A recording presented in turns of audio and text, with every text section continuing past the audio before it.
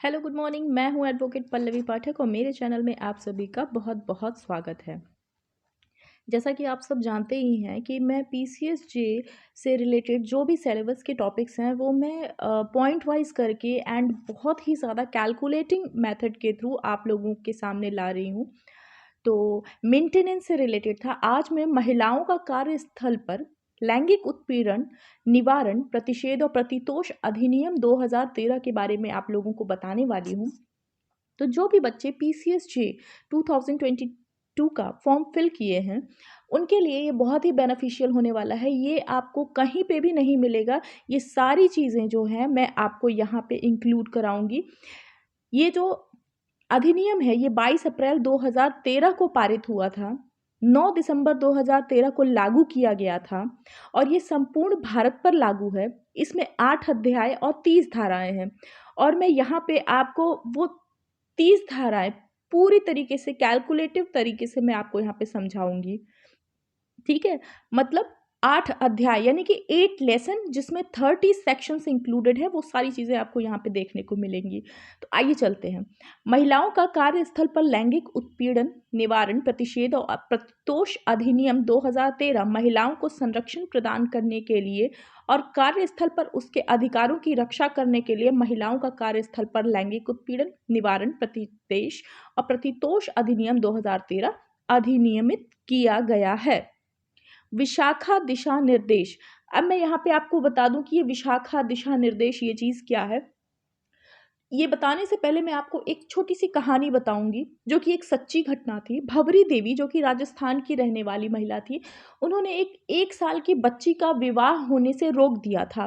राजस्थान की वो रहने वाली थी। जो आई रिपीटेड दिस लाइन, अगर आप लोग चाहें तो भवरी देवी के केस के बारे में आप लोग पढ़ सकते हैं। और फिर बड़ी ही बर्बरता से उनका रेप करके उनको मार दिया गया था।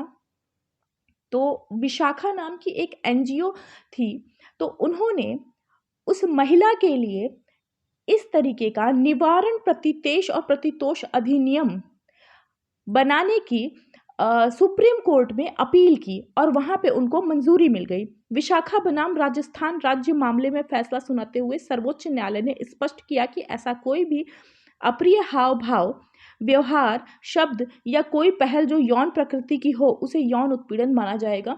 आई होप आप यहाँ विशाखा दिशा निर्देश से संबंधित जो कहानी है वो आपको समझ में आ रही होगी। ये एक सच्ची घटना पे आधारित है क्योंकि यहाँ पे सुप्रीम कोर्ट इंक्लूड है, इसलिए यहाँ पे इस लॉ को बनाया गया, अधिनियम को पारित किया गया और इसे प्रकाश में कब लाया गया, कैसे लाया गया, वो मैं ऊपर बता चुकी हूँ। तो अधिकांशतः अपने इस निर्णय पे न्यायालय ने एक अंतरराष्ट्रीय मानवाधिकार विधि the conventional on the unlimited elimination of all forms of discrimination against women यानी कि CADW का प्रसारण किया था। इसमें कुछ पॉइंट वाइज मैं आपको बताने वाली हूँ कि इन्होंने डिस्क्रिमिनेशन अगेंस्ट वुमेन के खिलाफ ऐसी कौन कौन सी चीज़ें आगे संप्रेषित की हैं। तो अगर किसी बच्चे को नोट कर तो वो नोट कर सकते हैं। और ये जो पॉइंट्स हैं ये मेन पॉइंट्स होते हैं। इन्हीं पॉइंट्स के बेस पे आपसे क्वेश्चन पुटअप किए जा सकते हैं आगे चल के। ठीक है, और ये जो पॉइंट्स है ये घुमा फिरा के भी दे सकते हैं, हो सकता है कूट में पूछ सकते हैं आपसे। अगर मेरा चैनल आप लोगों को यूज़फुल या बेनिफिशियल लग रहा हो तो प्लीज़ आप लोग मेरे चैनल को सब्सक्राइब कीजिए। कोई भी क्वेरी हो तो आप लोग मुझसे पूछ सकते हैं मेरे कमेंट बॉक्स में। तो ये है वो पॉइंट कि प्रत्येक रोजगारदाता का यह दायित्व होगा कि यौन उत्पीड़न से निवारण के लिए वह कंपनी आचार संहिता में एक नियम शामिल करे। आई थिंक कुछ प्रॉब्लम हो गई है, 1 मिनट में इसको ठीक करती हूँ।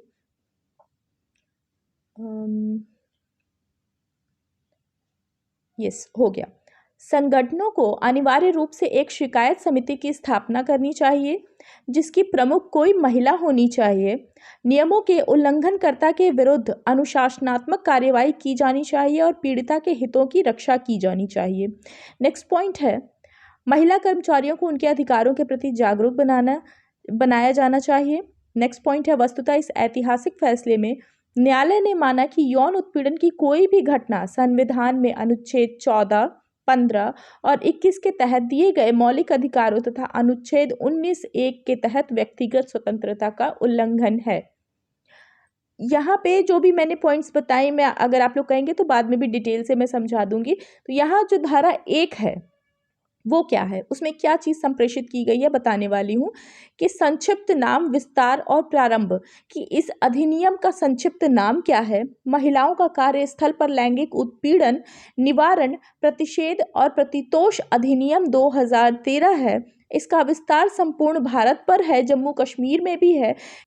जब धारा 370 हट गई थी तो अधिकांशतः जहाँ पे भी हम लोग पढ़ते थे कि जम्मू कश्मीर को छोड़कर ये लागू होगा, तो 370 हटने के बाद ये जो भी हमारे देश में नियम और कानून बनाए गए हैं उन सभी में जम्मू कश्मीर को भी इंक्लूड कर दिया गया है।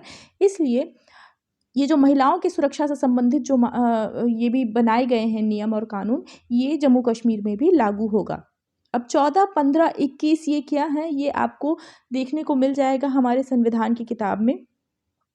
और ये जो भी बनाए गए थे, ये 1997 से ये मामला चल रहा था, जो कि 2013 में ये नियम लागू हुआ और बनकर तैयार हुआ। और इसको कहा गया कि नहीं, ये महिलाओं की सुरक्षा के लिए ये जो भी नियम है ये बनाने अति आवश्यक हैं और इन नियमों का भली प्रकार से अगर पालन नहीं होगा तो उस व्यक्ति को दंड दिया जाएगा। अब मैं आपको पॉइंट वाइज यहाँ पे आगे बताऊंगी कि मतलब क्या चीज़ है इनमें आगे। तो धारा दो में भी परिभाषाएं दी हुई हैं कि महिलाओं की सुरक्षा से संबंधित, वो मैं अभी आपको बताऊंगी। लेकिन उम्मीद करती हूँ कि धारा 1 में जो चीज़ें थी, संक्षिप्त नाम, विस्तार और प्रारंभ, आपको भली प्रकार से समझ में आ गया होगा। ठीक है, अब चलिए आगे बढ़ते हैं हम लोग। अगर मैं फिर से बोलना चाहूँगी, अगर मेरा चैनल आप लोगों को पसंद आ रहा हो तो प्लीज़ लाइक करें, सब्सक्राइब करें। और धारा 2 है परिभाषाएं। व्यथित महिला किसी कार्यस्थल के संबंध में किसी भी आयु की ऐसी महिला, चाहे नियोजित है या नहीं, जो प्रत्यर्थी द्वारा लैंगिक उत्पीड़न के किसी कार्य के करने का अभिकथन करती है। व्यथित महिला का तात्पर्य यहाँ पे इससे संबंधित है कि अगर उस कार्यस्थल पर, अगर वो नियोजित है या नहीं है, उसकी आयु किसी भी आयु की हो वो महिला, अगर वो वहाँ पे लैंगिक उत्पीड़न की शिकार होती है तो वो यहाँ पे इस परिभाषा के तहत व्यथित महिला कही जाएगी। वहाँ पे उसका लैंगिक उत्पीड़न हो रहा है ऐसा समझा जाएगा उस कार्य के करने के अभिकथन के अनुसार। तो उम्मीद करती हूँ आप लोगों को धारा 2 की परिभाषा, एक व्यथित महिला, समझ में भली प्रकार से आ गया होगा। अब धारा 2 पे बढ़ते हैं। घरेलू कर्मकार, घर में घरेलू काम करने के लिए पारिश्रमिक प्राप्त करने वाली महिला, जो सीधे तौर पर या अधिकरण के माध्यम से स्थायी या अंशकालिक रूप से नियुक्त की गई है। सरल भाषा में कहूँ तो आपके घर में जो मेड काम करती है, जो नौकरानी होती है, अगर उसके साथ किसी भी प्रकार का अगर आप गलत व्यवहार करते हैं, लैंगिक व्यवहार करते हैं, तो यहाँ पे वो घरेलू कर्मकार भी इसके अंतर्गत आएंगी। धारा 3 में है नियोजक, वह जो दूसरों को किसी काम पर लगाता हो। ठीक है, इसके अंतर्गत जहां महिला काम कर रही है, चाहे वो सरकारी संगठन हो या निजी संगठन, वहां का विभाग का अध्यक्ष ही नियोजक कहलाएगा। पॉइंट 4 है प्रत्यर्थी। इससे तात्पर्य है ऐसे पुरुष से है जिसके खिलाफ व्यथित महिला कार्यस्थल पर लैंगिक उत्पीड़न का आरोप लगाती है या कथन करती है। उम्मीद करती हूँ यहाँ तक आप लोगों को समझ में आ रहा होगा। इसके बाद है 5वां पॉइंट, लैंगिक उत्पीड़न। ठीक है, जैसे जैसे मेरा पॉइंट कंप्लीट हो रहा है मैं उस पर रेड टिक कर दे रही हूँ ताकि मैं भी कंफ्यूज ना हूँ और आप भी कंफ्यूज ना हो। तो 5वां पॉइंट है लैंगिक उत्पीड़न। इसके अंतर्गत यदि कोई पुरुष सहकर्मी, विभाग का अध्यक्ष या अन्य कर्मचारी कार्यस्थल पर किसी महिला से शारीरिक संपर्क करता है, उसे छूता है, लैंगिक अनुकूलता की मांग करता है, इसमें शारीरिक संपर्क और अग्रगमन या लैंगिक अनुकूलता की मांग या अनुरोध करना या लैंगिक उत्युक्त टिप्पणियां करना या अश्लील साहित्य दिखाना या लैंगिक प्रकृति का कोई अन्य अवांछनीय शारीरिक, मौखिक या अमौखिक आचरण करना, ये सारी चीजें इसमें इंक्लूड की गई हैं। अब जो नहीं समझ पा रहे हैं इसमें, तो बहुत ही सिंपल तरीके से ये सारी चीज़ें लिखिए। मुझे नहीं लगता कि अगर आप लॉ के स्टूडेंट हैं तो आपको समझ में नहीं आ रहा होगा। 6वां पॉइंट है कार्यस्थल।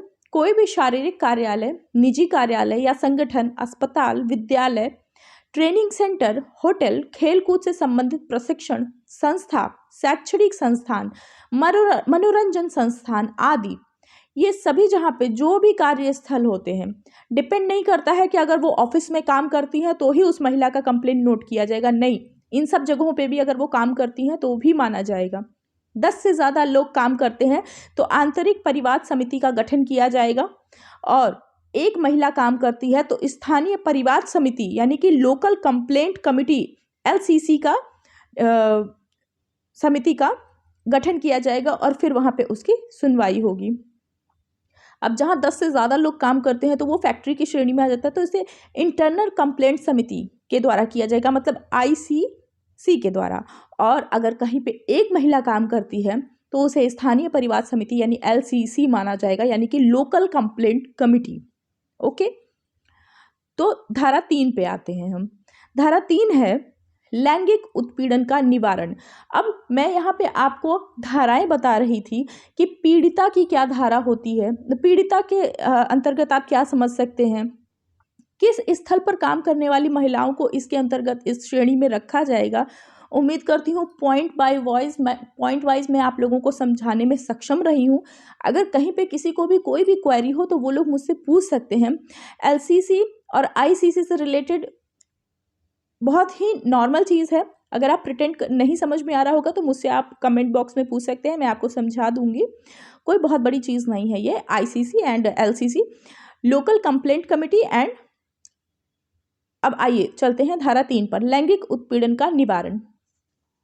लैंगिक उत्पीड़न का निवारण, किसी भी महिला का किसी कार्यस्थल पर लैंगिक उत्पीड़न नहीं किया जाएगा और साथ ही उसके नियोजन, पदोन्नति के संबंध में अहितकर व्यवहार की सीधे या घुमा फिराकर धमकी देना, कार्य में हस्तक्षेप करना, प्रतिकूल वातावरण बनाना, स्वास्थ्य या सुरक्षा को प्रभावित करने की संभावना वाला अपमानजनक व्यवहार करना भी लैंगिक उत्पीड़न में आएगा।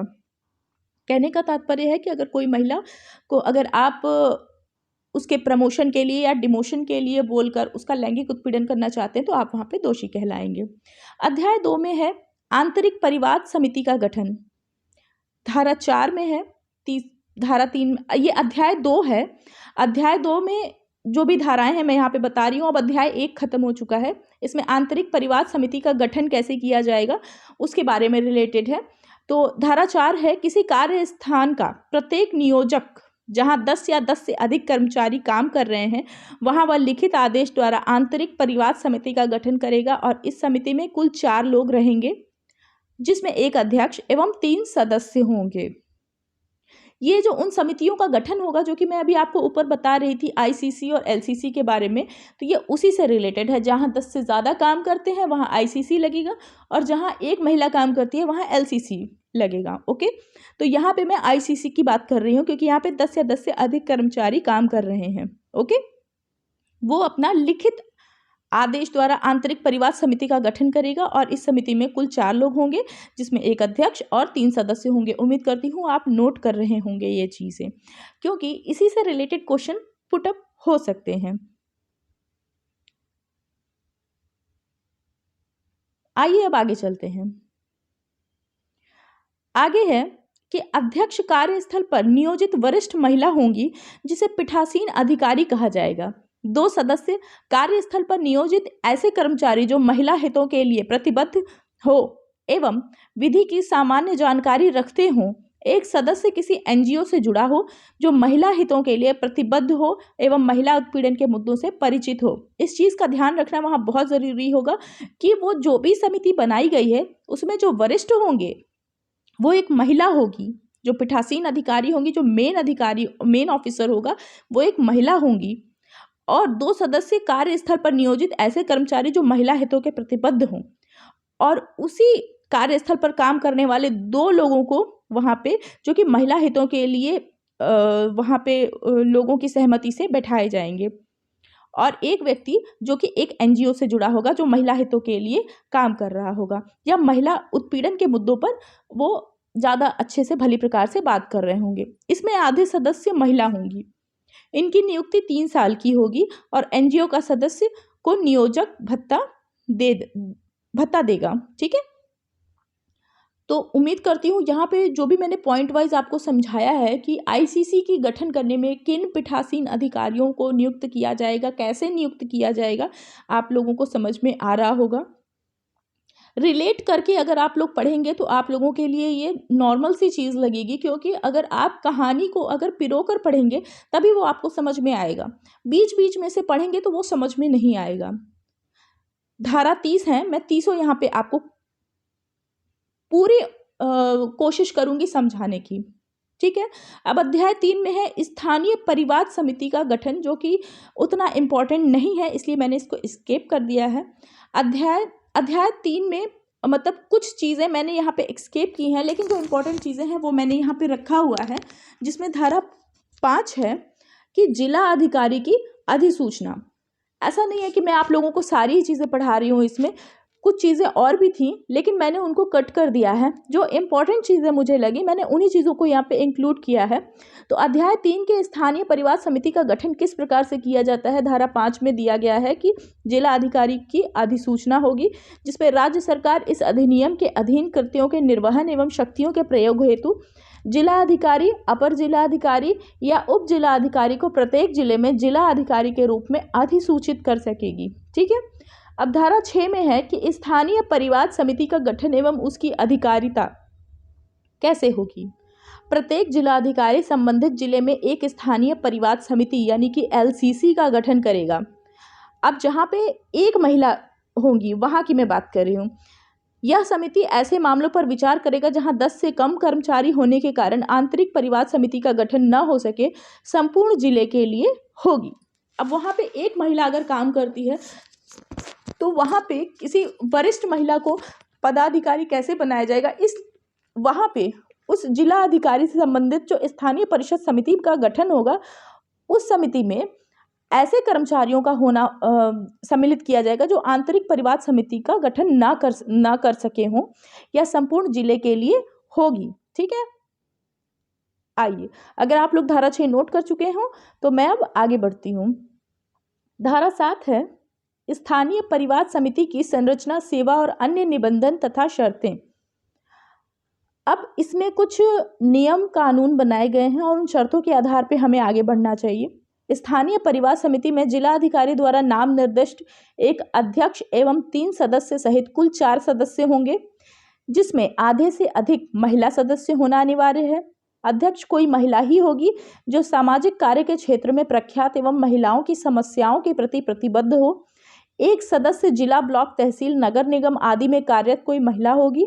2 सदस्य जिनमें से कम एक महिला हो, गैर सरकारी संगठन से जुड़े होंगे और संगठन महिलाओं की समस्या को लेकर प्रतिबद्ध हों।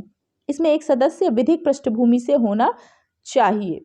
ठीक है, अब जो पहला पॉइंट है कि इसमें जिला अधिकारी द्वारा निर्दिष्ट एक अध्यक्ष जो कि है वो 3 सदस्य सहित कुल 4 सदस्य होंगे, जिसमें आधे से अधिक महिलाएं सदस्य होंगी। ठीक है, आइए अब आगे चलते हैं। 2 सदस्य जिनमें से कम एक महिला हो, गैर सरकारी संगठन से जुड़े होंगे और संगठन महिलाओं की समस्या को लेकर प्रतिबद्ध हो। इसमें एक सदस्य विधिक पृष्ठभूमि से होना चाहिए। स्थानीय परिवाद समिति के अध्यक्ष एवं सदस्य अपनी नियुक्ति से 3 वर्ष तक पद पर रहेंगे। बाहर के सदस्यों यानी कि बाहर के जो सदस्य होते हैं यानी कि एनजीओ वाले को भत्ते केंद्र सरकार द्वारा प्रदान किए गए अनुदान से दिया जाएगा। अनुदान यानी कि गिफ्ट होता है, ठीक है, उसको रिलीफ भी कहते हैं। तो अगर आप लोग बोलेंगे तो मैं अनुदान, अगर आप लोगों को नहीं समझ में आ रहा तो कमेंट बॉक्स में आप लोग मुझसे पूछ सकते हैं। अगर जहाँ पे भी आप लोगों को डाउट लगे तो बेझिझक आप लोग मुझसे पूछ सकते हैं, मैं ज़रूर रिप्लाई करूँगी आप लोगों को। तो ये जो पॉइंट्स हैं ये आप लोग नोट कर सकते हैं। आई एम सॉरी, क्योंकि ज़्यादातर जब इन समितियों का जब गठन होता है तो इसमें कितनी महिलाएं हैं, कितने पुरुष हैं, इन लोगों को ज़रूर पूछा जाता है। तो इसमें से एक क्वेश्चन ज़रूर पुटअप होगा, तो प्लीज़ इसको थोड़ा सीरियसली स्टडी करें।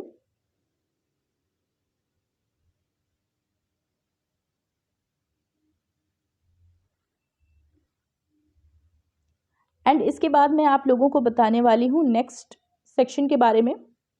उम्मीद करती हूँ आप लोग इसको नोट कर चुके होंगे।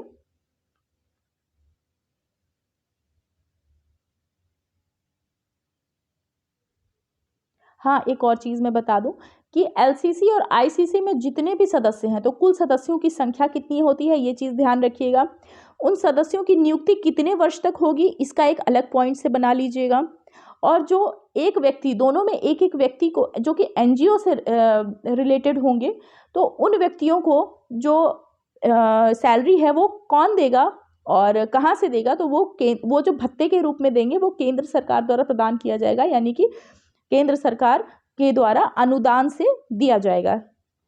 ओके, तो आइए धारा 8, अनुदान एवं संपरीक्षा। अब जब मैं आपको ऊपर बता रही थी कि अनुदान क्या होता है, तो अब उसी के बारे में मैं आपको यहाँ पे बताऊंगी कि केंद्र सरकार द्वारा राज्य सरकार को अनुदान प्रदान किया जाएगा, जिसे राज्य सरकार एक अभिकरण का गठन कर अंतरित कर सकेगी। यह राशि जिला अधिकारी समिति के सदस्यों को भत्ते के रूप में दे सकेगा।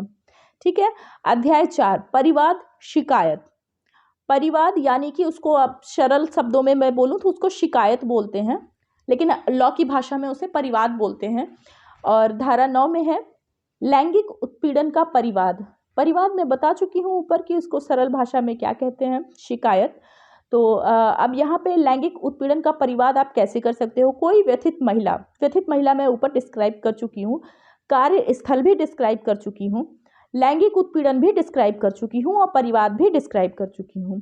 तो कोई व्यथित महिला कार्यस्थल पर लैंगिक उत्पीड़न का परिवाद घटना की तारीख से 3 मास की अवधि के भीतर और श्रृंखलाबद्ध घटनाओं की दशा में अंतिम घटना की तारीख से 3 मास की अवधि के भीतर लिखित में आंतरिक समिति को यदि इस प्रकार गठित की गई है या यदि इस प्रकार गठित नहीं की गई है तो स्थानीय समिति को कर सकेगी। परंतु जहां ऐसा परिवाद लिखित में नहीं किया जा सकता है, वहां यथास्थिति आंतरिक समिति का पीठासीन अधिकारी या स्थानीय समिति का अध्यक्ष या कोई सदस्य महिला को लिखित में परिवाद करने के लिए सभी युक्त सहायता प्रदान करेगा। यदि व्यथित महिला शिकायत करने में अक्षम है तो उसका वारिस शिकायत कर घटना की तारीख से 3 मास की अवधि के भीतर लिखित में भेजेगा। उम्मीद करती हूँ आपको ये सारे पॉइंट समझ में आ रहे होंगे। और अगर आप उत्तर प्रदेश सिविल जज भर्ती का फॉर्म भर चुके हैं 2022 का, तो ये सारे उसी से रिलेट टॉपिक हैं। इसके बाद नेक्स्ट पॉइंट है, परंतु जहाँ ऐसा परिवाद लिखित में नहीं किया जा सकता, वहाँ यथास्थिति आंतरिक समिति का पीठासीन अधिकारी या स्थानीय समिति का अध्यक्ष या कोई सदस्य महिला को लिखित में परिवाद करने के लिए सभी युक्त सहायता प्रदान करेगा। नेक्स्ट पॉइंट है, यदि व्यथित महिला शिकायत करने में अक्षम है तो उसका वारिस शिकायत कर सकेगा, धारा 9(2) के अंतर्गत। नेक्स्ट पॉइंट है, 3 माह की अवधि को आईसीसी पर्याप्त कारण होने पर 3 माह के लिए बढ़ा सकेगी। ठीक है। अब धारा 10 क्या कहती है। अब धारा 10 में है सुलह, जिसे हम कंसिलिएशन भी कहते हैं। तो आगे मैं इसमें आपको बताऊंगी कि क्या अगर इस तरीके का कोई मामला होता है महिला से छेड़खानी का या उनके साथ बदतमीजी का, तो क्या उसमें आप सुलह कर सकते हैं, है या नहीं। तो धारा 10 में सुलह को ही डिस्क्राइब किया गया है कि किन हालातों में सुलह होगी और कैसे होगी। यहाँ मैं ऊपर जो आप देख रहे हैं आईसीसी के ऊपर मैंने रेड पॉइंट आउट किया है, ये आईसीसी मैंने आपको बताया भी था एलसीसी और आईसीसी में क्या डिफरेंस होता है, किन परिस्थितियों में होगा। ठीक है।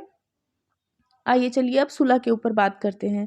तो आंतरिक परिवाद समिति या स्थानीय परिवाद समिति धारा 11 के अधीन जांच आरंभ करने से पूर्व और व्यथित महिला के अनुरोध पर सुलह के माध्यम से और उसके और प्रत्यर्थी के बीच मामले को निपटाने के उपाय कर सकते हैं, लेकिन हर सिचुएशन में नहीं। ये पूरी तरह से डिपेंड करता है उस व्यथित महिला के अनुरोध पर।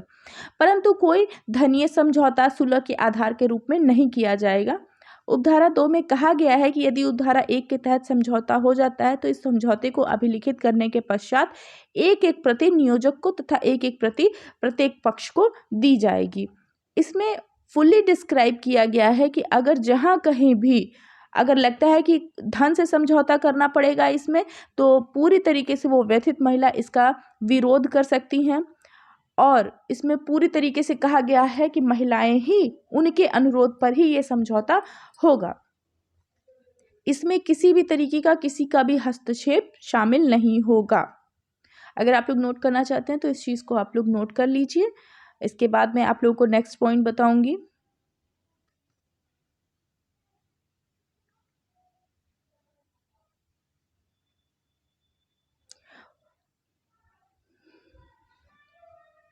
उपधारा 2 और उपधारा 1 इससे समझौते के तौर पे अभिलिखित करने के पश्चात एक एक प्रति नियोजक और एक एक प्रति प्रत्येक पक्ष को कर को दी जाएगी। यहाँ पे मैंने जो बताया था उसी से रिलेटेड है ये पॉइंट।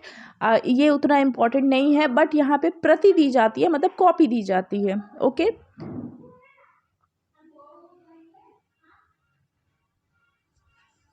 इसके बाद मैं आपको धारा 11 के बारे में बताऊंगी। ये मैं आप लोगों को इसलिए पॉइंट आउट कर रही हूँ क्योंकि धारा 10 से रिलेटेड क्वेश्चंस आएंगे जहाँ तक मुझे लगता है। धारा 11 है परिवाद की जांच।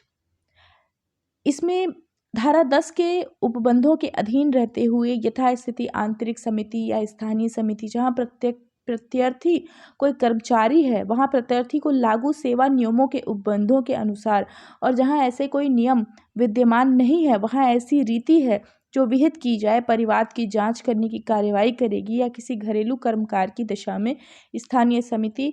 यदि प्रथम दृष्टया मामला विद्यमान है तो भारतीय दंड संहिता 1860 का 45 की धारा 509 और जहां लागू हो वहां उक्त संहिता के किन्हीं अन्य सुसंगत उपबंधों के अधीन मामला रजिस्टर करने के लिए 7 दिन की अवधि के भीतर पुलिस को परिवाद भेजेगी।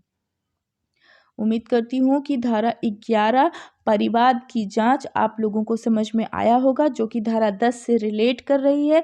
धारा 10 में सुलह था, वो सुलह किन किन परिस्थितियों में होगा वो यहाँ पे मैंने आपको बताया है कि धारा 509 जहाँ लागू हो वहाँ उक्त संहिता के किन्हीं अन्य सुसंगत उपबंधों के अधीन मामला रजिस्टर करने के लिए 7 दिन की अवधि के भीतर पुलिस को परिवाद भेजी जाएगी, धारा 11 के अंतर्गत।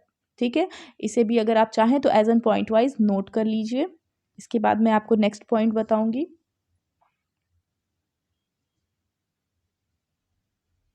टॉपिक टू टॉपिक अगर स्टडी करते रहेंगे तो आप लोगों को भी बेनिफिशियल लगेगा, क्योंकि अगर इकट्ठा अगर आप किसी भी चीज़ को पढ़ने लगेंगे तो वो ऊपर से निकल जाएगा। अगर आपको अगर आप मेरा वीडियो देख रहे हैं तो आपको कहीं और जाने की ज़रूरत नहीं है। आपको ये सारी चीज़ें सिर्फ मेरे ही एक वीडियो में देखने को मिल जाएगी, जिसमें अलग से कुछ भी नहीं आएगा, जो भी आएगा इन्हीं टॉपिक से रिलेट करके आएगा।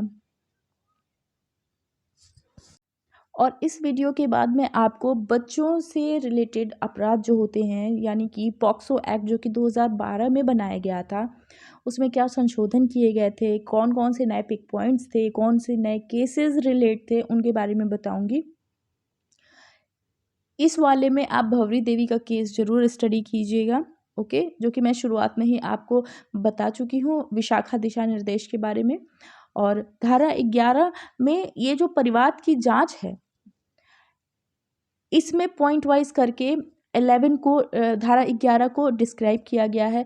अब मैं इसको 2-3 पॉइंट्स के साथ और डिस्क्राइब करूँगी, जिससे आपको एकदम क्लियर हो जाएगा कि इसमें है क्या।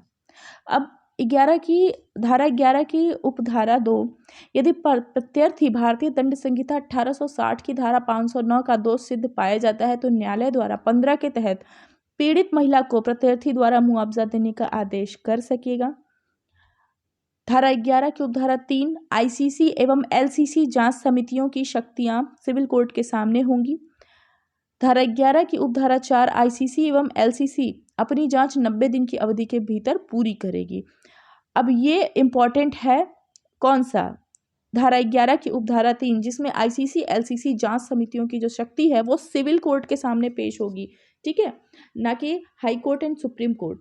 इसके बाद अध्याय 5 है परिवाद की जांच, जो कि 90 दिनों के भीतर अवधि पूरी होने के बाद यहाँ पे होगी जांच। ओके, इन्वेस्टिगेशन होगा इससे रिलेटेड। ये दोनों पॉइंट धारा 11 की उपधारा 3 और 4 दोनों इंपॉर्टेंट है, तो इस चीज़ को ध्यान रखिएगा, ठीक है। धारा 11 परिवाद की जांच अब यहाँ पे ख़त्म होने जा रहा है और इस चीज़ से रिलेटेड क्वेश्चन डेफिनेटली पूछे जाते हैं। चलिए अब आइए शुरू करते हैं अध्याय 5 लेसन नंबर 5 परिवाद की जांच। धारा 12 जांच लिखित रहने के दौरान कार्रवाई की जाती है। इसमें जांच लंबित रहने के दौरान व्यथित महिला द्वारा किए गए लिखित अनुरोध पर, ठीक है, यथास्थिति आंतरिक समिति या स्थानीय समिति नियोजक को निम्नलिखित सिफारिश कर सकेगी। वो सिफारिश कौन सी हो सकेगी मैं आपको यहाँ बताने वाली हूँ 3 पॉइंट्स के अंतर्गत।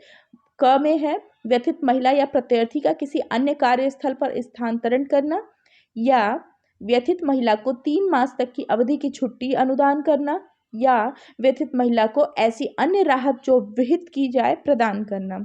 उम्मीद करती हूँ ये तीनों पॉइंट्स आपने नोट कर लिए होंगे। इसके बाद मैं आपको बता दूं कि धारा 13 क्या है। जांच रिपोर्ट, जो भी इन्वेस्टिगेशन हुई है, जो भी जांच हुई है, उसकी रिपोर्ट कौन सी धारा के अंतर्गत आती है? वो धारा 13 के अंतर्गत आती है।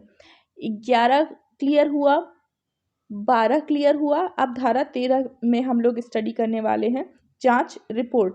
ठीक है, ये सारे इंपॉर्टेंट हैं।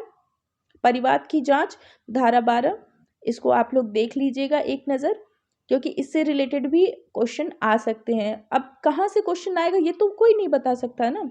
अब मैं तो पेपर बना नहीं रही हूँ। तो धारा 13 है जांच रिपोर्ट। इस धारा की उपधारा 1 के अंतर्गत जांच पूरी होने पर आईसीसी और एलसीसी अपने निष्कर्षों की रिपोर्ट तैयार कर जांच पूरी होने के 10 दिन के अंदर नियोजक या जिला अधिकारी को उपलब्ध कराएगी। साथ ही रिपोर्ट की एक प्रति संबंधित पक्षकार को भी दे देगी। ठीक है, अब जांच रिपोर्ट का क्या प्रोसीजर होगा? 10 दिन के अंदर नियोजक और जिला अधिकारी को उपलब्ध कराई जाएगी और एक एक रिपोर्ट जो दोनों पक्षकार हैं उनको दे दी जाएगी, मतलब एक एक अटेस्टेड कॉपी दे दी जाएगी। ओके, आईसीसी और एलसीसी के निष्कर्षों के रिपोर्ट जो होगी। ओके, तो आइए धारा 13 की उपधारा 2 में है कि यदि आईसीसी या एलसीसी इस निष्कर्ष पर पहुंचती है कि प्रत्यर्थी पर कोई उपधारा अपराध साबित नहीं होता, तो वह नियोजक या जिला अधिकारी को सिफारिश करेगी कि मामले में कोई कार्यवाही किया जाना अपेक्षित नहीं है।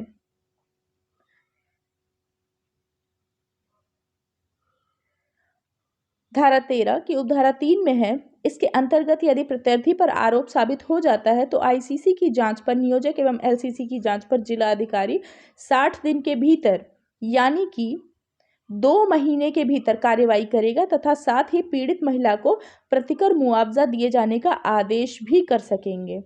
अब धारा 14 क्या है? धारा 14 में है मिथ्या या द्वेषपूर्ण परिवाद और मिथ्या साक्ष्य के लिए दंड। जहां यथास्थिति आंतरिक समिति या स्थानीय समिति इस निष्कर्ष पर पहुंचती है कि प्रत्यर्थी के विरुद्ध अभिकथन द्वेषपूर्ण है या व्यथित महिला या परिवाद करने वाले किसी अन्य व्यक्ति ने परिवाद को मिथ्या जानते हुए किया है, या व्यथित महिला या परिवाद करने वाले किसी अन्य व्यक्ति ने कोई कूट रचित या भ्रामक दस्तावेज पेश किया है, तो ऐसी स्थिति में वहां पर क्या होगा? ठीक है, तो ऐसी स्थिति में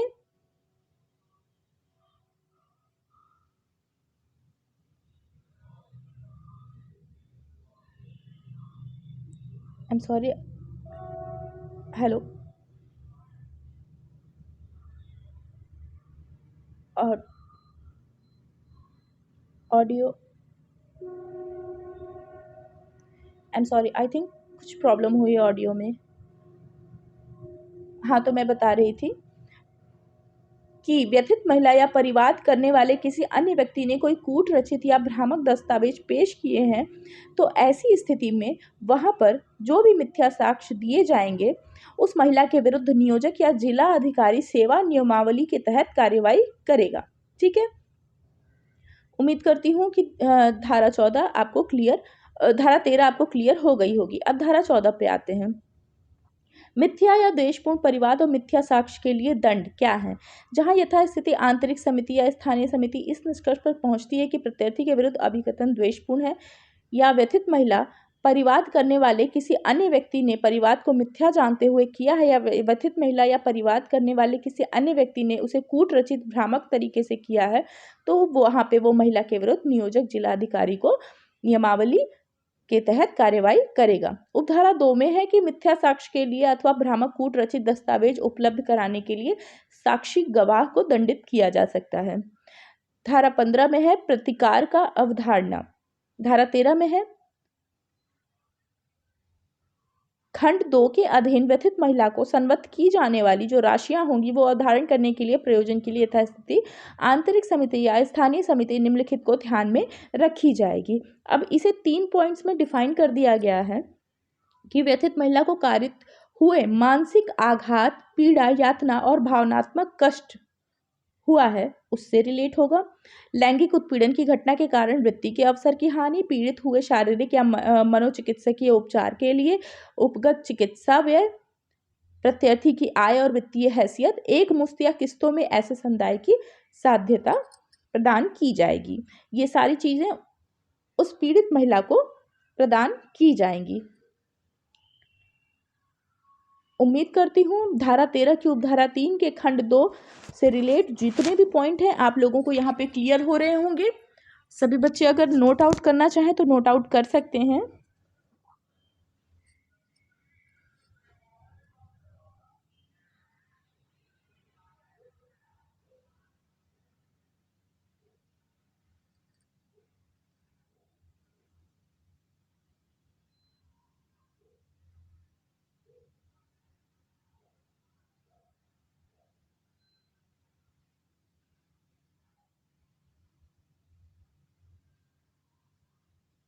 और अगर आपको मेरा चैनल बेनिफिशियल लग रहा हो तो प्लीज़ मेरे चैनल को सब्सक्राइब करें। एंड जो भी आप लोगों की क्वेरी होती है आप लोग मुझसे पूछ सकते हैं। अगर मैं प्रेजेंट टाइम में अगर मैं रिप्लाई नहीं कर पाती हूँ तो जब भी मेरी नज़र पड़ेगी मैं ज़रूर रिप्लाई करूँगी। ओके, आइए, अगर नोट आउट हो गया हो तो आइए चलते हैं धारा 16 पे। परिवाद की अंतर वस्तुओं और जांच कार्रवाई के प्रकाशन या सार्वजनिक करने का जो प्रतिषेध है वो सूचना का अधिकार अधिनियम 2005 में किसी बात के होते हुए भी धारा 9 के अधीन किए हुए परिवाद की अंतर वस्तुएं, व्यथित महिला, प्रत्यार्थी और साक्षियों की पहचान और पते, सुलह और जांच कार्रवाई से संबंधित किसी जानकारी को कोई प्राप्त नहीं कर सकेगा। धारा 16 इम्पॉर्टेंट है। इसमें सूचना का अधिकार अधिनियम 2005 को सम्मिलित करते हुए कि सार्वजनिक करने का प्रतिषेध किया गया है इसमें। ठीक है, जो भी इसमें अंतर्वस्तुएं होंगी और जो भी जांच कार्रवाइयाँ होंगी या प्रकाशन से संबंधित मतलब पब्लिकेशन से रिलेटेड, इसमें ये सारी चीज़ें प्रतिषेध की गई हैं। धारा 17 कुछ खास नहीं है। धारा 18 अपील है जो कि आप एक सरसरी नज़र से देख सकते हैं। यदि कोई व्यक्ति इस अधिनियम के तहत हुई कार्यवाही से पीड़ित है तो वह सेवा नियमों के अनुसार न्यायालय या अधिकरण को 90 दिन के भीतर अपील कर सकेगा। ठीक है, इसको आप लोग एक नज़र से देख लीजिए। अध्याय 5 यहाँ पे समाप्त होता है। अध्याय 6 यहाँ से मैं शुरू करने जा रही हूँ जिसमें है नियोजक के कर्तव्य, क्या उनकी ड्यूटीज़ होनी चाहिए। तो इसमें सबसे पहले आता है धारा 19, नियोजक के कर्तव्य में डिफाइन किया गया है। इसके अंतर्गत प्रत्येक नियोजक कार्यस्थल पर सुरक्षित कार्य वातावरण उपलब्ध कराएगा, जिसके अंतर्गत कार्यस्थल पर संपर्क में आने वाले व्यक्तियों में सुरक्षा भी है। लैंगिक उत्पीड़न के वास्तविक परिणाम और धारा 4 की उपधारा 1 के अधीन आंतरिक समिति का गठन करने वाले आदेश को कार्यस्थल में किसी सहज दृश्य स्थान पर प्रदर्शित करेगा। ठीक है, जैसे पोस्टर वगैरह जो लगाए जाते हैं उससे रिलेटेड आंतरिक समिति या स्थानीय समिति के समक्ष प्रत्यार्थी और साक्षियों की हाजिरी सुनिश्चित करने में सहायता करेगा। ठीक है, उम्मीद करती हूँ कि आपको अध्याय 6 में जो सेक्शन है वो आपको समझ में आ गया होगा। अब मैं अध्याय 7 के बारे में आपको बताऊंगी कि इसमें जिला अधिकारी के कर्तव्य और शक्तियों के बारे में दिया हुआ है कि जिला अधिकारी का क्या इसमें कर्तव्य होगा, क्या इसकी ड्यूटी होगी और क्या इसके पावर्स होंगे। ओके, तो इनके पावर्स और ड्यूटीज़ को समझने के लिए आपको इससे ऊपर जो सेक्शंस हैं उनको पहले आप समझ लीजिए कि कितने देर के अंतर्गत इनको कौन कौन सी चीज़ें सम्मिलित करनी होंगी। ठीक, तो अब जिला अधिकारी के कर्तव्य और शक्तियां क्या हैं। तो जिला अधिकारी स्थानीय समिति द्वारा दी गई रिपोर्टों को समय से प्रस्तुत किए जाने को मॉनिटर करेगा, जो कि मैंने आपको बताया था 60 डेज के अंतर्गत होगा। ठीक है, तो वो मॉनिटर करेगा कि ये पहुंचा कि नहीं पहुंचा। ऐसे उपाय करेगा जो लैंगिक उत्पीड़न और महिलाओं के अधिकारों के संबंध में जानकारी सृजित करने के लिए गैर सरकारी संगठनों को लगाने के लिए आवश्यक हो। अध्याय 8 प्रकरण, या देखिए विविध क्या होता है, ठीक है। अध्याय 8 में इसको दिया गया है और कुछ सेक्शंस में इसको डिफाइन किया गया है। धारा इसमें 30 ही है, तो अब बहुत जल्दी मैं समाप्त करने वाली हूँ। धारा 21 समिति द्वारा वार्षिक रिपोर्ट प्रस्तुत किया जाना क्या होता है।